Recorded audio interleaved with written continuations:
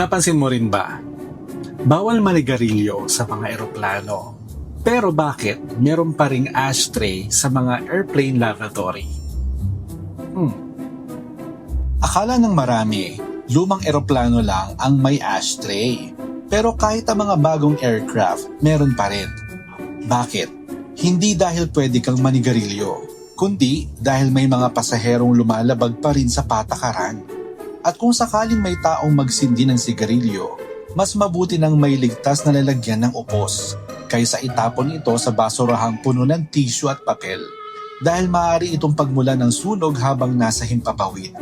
Sa katunayan, sa ilang aviation regulations, kinakailangang may ashtray sa o malapit sa pintuan ng lavatory kahit bawal ang paninigarilyo. Layunin itong mabawasan ang panganib ng sunog kung may pasaherong hindi sumunod sa patakaran. Sa madaling salita, ang ashtray ay hindi pa anyaya para manigarilyo.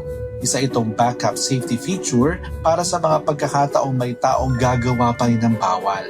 At yan ang isa sa pinakamahalagang prinsipyo sa aviation. Hindi lang nila pinaghahandaan ang mga sumusunod sa batas, pinaghahandaan din nila ang mga hindi susunod. Ikaw, napansin mo rin ba ang mga ashtray sa airplane lavatory? O ngayon mo lang ito nalaman?